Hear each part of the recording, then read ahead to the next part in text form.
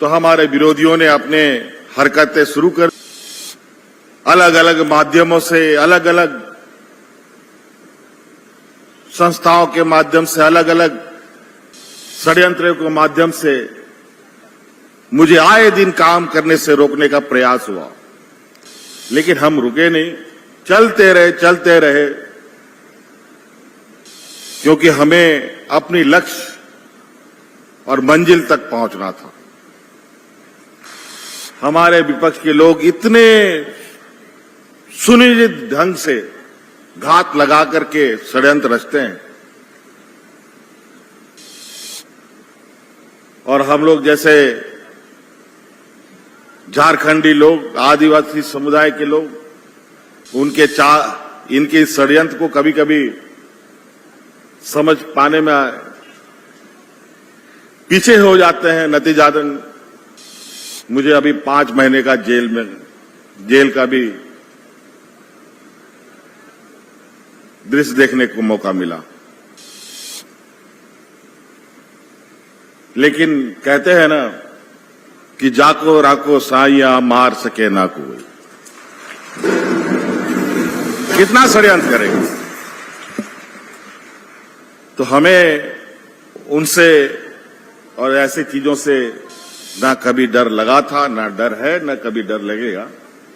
हम अपने कामों को अंजाम तक कैसे पहुंचाना है ये भी जानते हैं, और इनसे कैसे लोहा लेना है ये भी जानते हैं। मंच पर उपस्थित और आप सब लोगों को मेरी ओर से हार्दिक अभिनंदन है, जोहार है।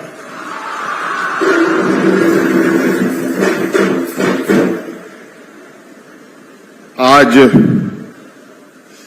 फिर से ये पहला अवसर नहीं है, इसलिए आज फिर से एक नियुक्ति पत्र वितरण समारोह में हम लोग एकत्रित हुए हैं। हमारे साथ मंच पर उपस्थित है आदरणीय शिक्षा मंत्री वैद्यनाथ राम जी, हमारे वरिष्ठ मंत्री आदरणीय रामेश्वर राव जी, उपस्थित हमारे बड़े भाई सत्यानंद भोक्ता जी, यहां उपस्थित सांसद महुआ मांझी जी, और इस प्रभात तारा के विधानसभा क्षेत्र के विधायक हमारे भाई राजेश कच्छप जी, विभाग के सचिव हमारे राज्य के एसीएस अविनाश कुमार जी एवं सभी पदाधिकारीगण,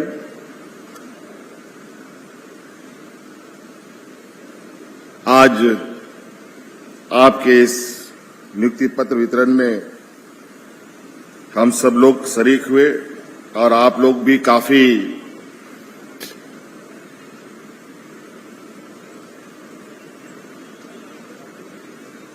उम्मीदों के साथ लंबे समय से आज का इस दिन का इंतजार कर रहे थे। अंतोगत्वा ये विशेष दिन इस राज्य के लिए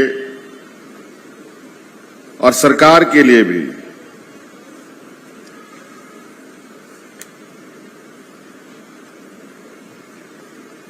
काफी महत्वपूर्ण है। वो इसलिए महत्वपूर्ण है कि आज शिक्षकों की नियुक्ति हो रही है। वैसे तो हम लोगों ने हजारों नियुक्तियां दी हैं, लगभग 20,000 से अधिक नियुक्तियां पहले ही हमने दे दिया था, और लगभग अलग अलग आयोजनों के माध्यम से, कौशल विकास विभाग के माध्यम से, संगठित क्षेत्रों में 60,000 से भी अधिक नौजवानों को हम लोगों ने नियुक्ति दिया और बड़ा ये सुनकर खुशी होता है जब आप कोई काम करते हैं और उस काम का परिणाम बहुत आपके सोच के अनुरूप आता है तो मन को उत्साह प्रदान करता है। हमने कई नौजवानों को नियुक्ति पत्र ऐसे ही अलग अलग समारोह के माध्यम से अलग अलग कोने से आए हुए बच्चे बच्चियों को दिया। कई लोग दिल्ली, मुंबई, महाराष्ट्र, पुणे, झारखंड के अलग अलग उद्योगों में नियुक्तियां मिली और उनमें से कई ऐसे हुनरमंद नौजवान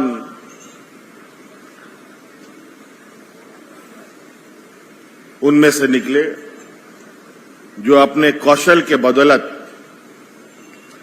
आज वो देश में तो काम कर ही रहे थे, अब अपने आप को उस तरीके से निखारा कि आज विदेशों में भी वो अपना स्वरोजगार के लिए निकल पड़े। बस एक रास्ता दिखाया हमने, उसके बाद अनवरत चलने वाला जो जीवन काल है उसमें मजबूती से आज वो नौजवान आगे बढ़ रहे हैं। 2019 में सरकार हमारी बनी। सरकार बनते ही कोरोना कोविड के बारे में आप सबको मालूम है, बताने की आवश्यकता नहीं। ये चुनौती सरकार ने ठीक से अपने अपने कार्यों को संभाला भी नहीं था कि ये वैश्विक महामारी हमारे राज्य को भी जकड़ लिया। पूरा दुनिया प्रभावित हो तो झारखंड ना प्रभावित हो, ऐसा तो हो नहीं सकता। समझ में नहीं आता था कि हम करें तो क्या करें। ना या अस्पतालों की हालत ठीक है, ना डॉक्टरों की स्थिति ठीक है। चिकित्सा के नाम पर खाना पूर्ति के अलावा बहुत ज्यादा नहीं कहा जा सकता है आज के दिन में भी। फिर भी हम लोगों ने हार नहीं मानी। रात दिन हम लोग सजग रहे और आप लोगों ने देखा होगा कि इस देश के अलग अलग राज्यों में कई सारी घटनाएं हुई। हमारे पूर्व वक्ताओं ने इस बात को अंकित किया, लेकिन वाकई में वो बहुत डरावना वक्त था। और आपको हम बताएं कि आज कोरोना के उस दंश जो उस वक्त में इस देश और राज्यों में ने झेला, उसका प्रभाव भी आज तक है अलग अलग माध्यमों से।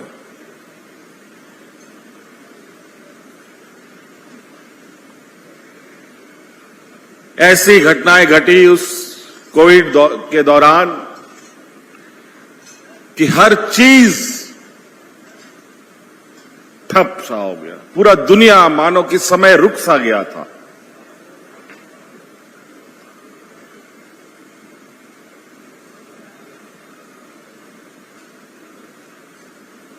अब आगे जो आप अंदाजा लगा सकते हैं, जो ट्रेन 160 की स्पीड में चल रही हो और उस ट्रेन पर अचानक ब्रेक लगा दिया जाए तो क्या होगा।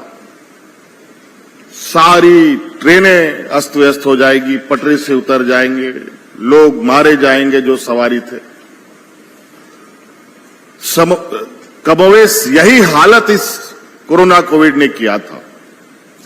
कई उद्योग प्रतिष्ठानें बंद हो गई, कई रोजगार बंद हो गए, और आपने सुना ही कि अलग अलग राज्यों में मजदूर किस तरीके से फंसे। वो एक अलग दर्दनाक दृश्य कभी खाली वक्त में याद आता है। महिलाएं बच्चों को सड़क में जन्म देने के लिए मजबूर हो रही थी। ऐसी स्थिति थी, कोई पूछने वाला नहीं। लेकिन उस कोरोना के उस चुनौती में भी जब पूरा देश दुनिया में हाहाकार था, झारखंड में कोरोना कैसे आया, कैसे चला गया, कहीं भी कोई अफरा तफरी हमने नहीं होने दी, बल्कि हमारे इस राज्य से पूरे देश को ऑक्सीजन का सप्लाई देने का भी हम लोगों ने सराहनीय काम किया इस राज्य के उद्योगों में।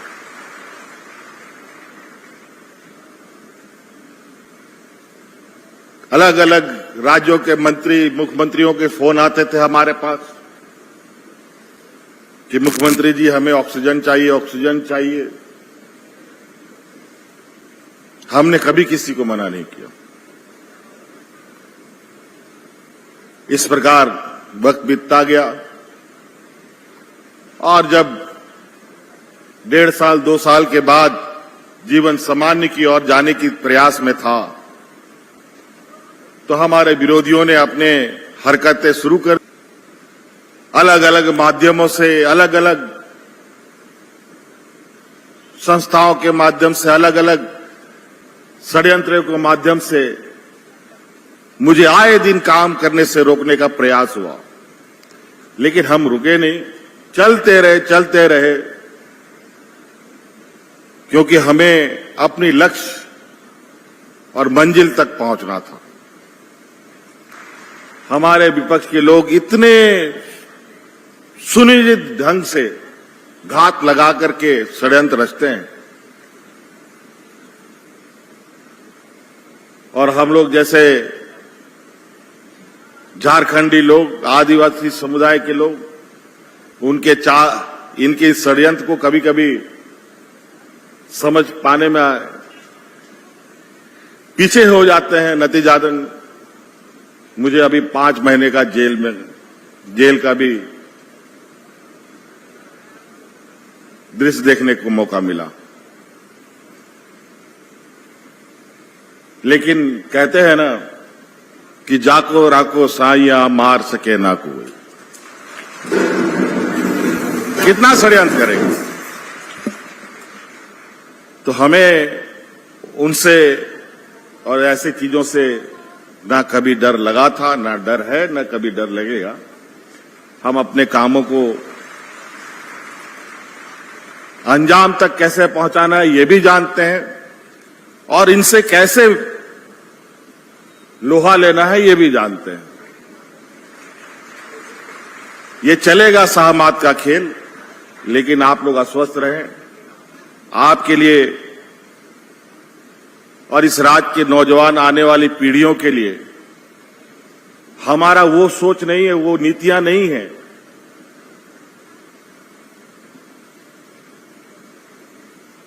कि इस राज्य के नौजवानों के, इस देश के नौजवानों के हक अधिकार को छीन लो। वो सोच, वो नीति हमारी नहीं है।